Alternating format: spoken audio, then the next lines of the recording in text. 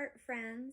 I'm going to show you how we're going to make our lily pad first, and then I'll do another video to show you how to make your flower and then attach them together. So the first thing I want you to do is make sure you have cut out your your template for your lily pad, okay? And just set that aside. Then I want you to get your clay out of your bag. You're going to use either the wooden dowel or your little cutter card and cut a little more than half off and just set it aside. We'll use this for our flower. I can assure you that you have more clay than you need, but I just wanted to make sure you didn't run out. So now we're going to use our rolling pins, and on your prepared work surface like a t-shirt, or if you have some canvas or something like that, I want you to roll out your piece of clay. I'm using a wedging board. It kind of, moves on my tabletop. I'm in my home art studio, and my tabletop is kind of smooth, and so it slides. You can also do what's called throwing the slab, and that means you pick up your clay, and you kind of wiggle it back and forth all the directions. You literally throw it down. Makes a lot of noise, and it's kind of fun, but that helps shake out that clay and stretch it, and then you can use your rolling pin to smooth it out, just like that.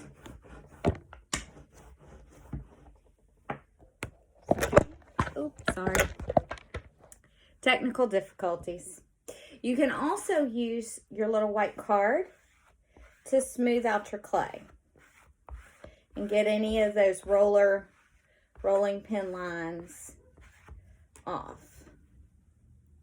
Again, I'm just going to throw my slab a little bit, flip it out, roll it out a little bit more. You want it to be as thick as about your thumb, okay? Because we don't want it too thick, we don't want it too thin, and I think this is about perfect. So with that, I'm going to take my lily pad and I'm going to put it on top of my clay.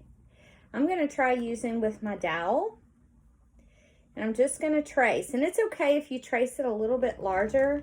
That's actually going to probably be easier for you. And I'm just going to trace around my edge. I'm going to pull off my excess clay and my template, and then I'm going to very gently pick up my lily pad. Now with my fingers, I'm going to dip it in my little slip bucket and just smooth those edges. Depending on what your workspace is, you may even have the texture of the t-shirt or the piece of canvas fabric or an old apron. So you want to make sure you get rid of that texture too, because that will show up when it's fired. So all you need to do is use your finger in a little bit of water and rub it out, or you can use that little card, whatever's easiest for you. And I'm just gonna rub all my texture out and smooth my edges. And there we go. I've got my lily pad. Now,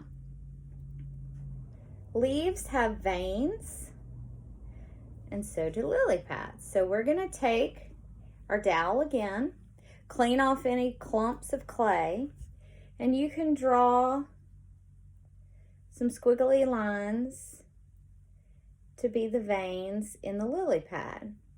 Now remember, we're going to have our flower sitting in the middle, so you could go ahead and leave a spot for that. If you had any little crumblies come up out of the clay, go ahead and remove those, because they will fire in your piece. And there you have your lily pad. And that's it for this step.